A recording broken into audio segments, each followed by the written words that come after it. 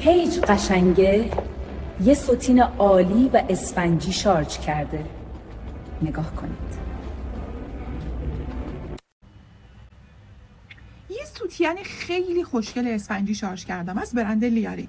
برند لیارین که خودتون میدونید یکی از برندهای خیلی خوبیه که من چندین سال با این برند کار کردم. اول داخل سوتین رو بهتون نشون بدم. میبینید حالت ماساژور داره و یه حالت لیفت کننده که جک نیست، فقط باعث میشه که سینه شما رو به سمت بالا بیاره و خیلی خوشگل و خوشبون، حتی واسه خانمایی که سینه هاشون افتاده است فرم بده زیر لباس.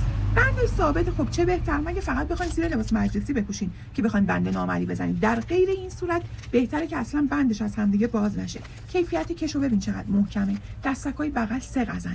ببین اینم دستک بغلش که حالت گنی داره. داخلشو که بهتون نشون دادم. روی کارم که ببینید، رنگ بندیاش هم با هم دیگه ببینید.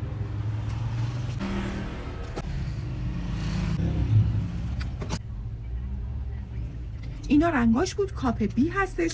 الان این سایزش 95، یعنی بزرگترین سایزش 95. این کاپ دقیقاً خانمایی که 85 ایرانی زیر فنردار میزنن سایز 95 اندازشونه. یه کار فوق العاده عالی، فوق العاده محکم. بیاین حتما سفارش بدید.